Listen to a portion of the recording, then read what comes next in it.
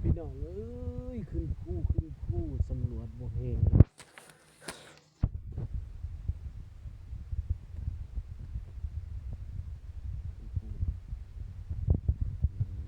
มาสำรวจบ่แห้งเฮ็ดเวียกเกี่ยวกับบ่แห้ง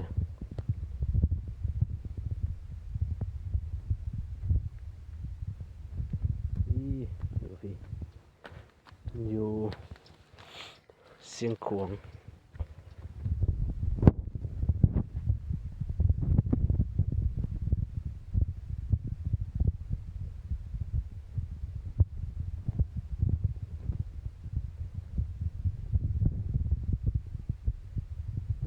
สำรวจบ่แห้งบริษัทของจีนอยู่เสียงขวงอยู่เสียงขวง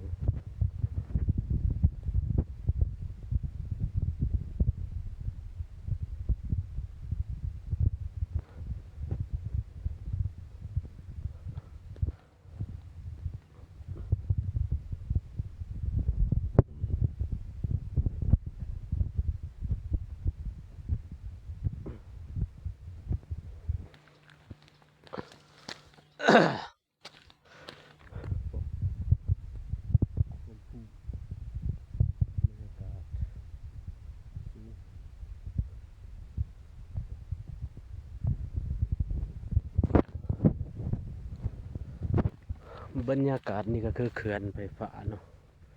เขื่อนไฟฟ้าจักซื้อได้เขาก็บ่ฮู้เนาะเอาเป็นหากำลังมาเนาะนี่นะเขื่อนไฟฟ้าที่เขื่อนไฟฟ้านี่ภูสีหาหน่วยนี่เขาทำลายหมดแล้ว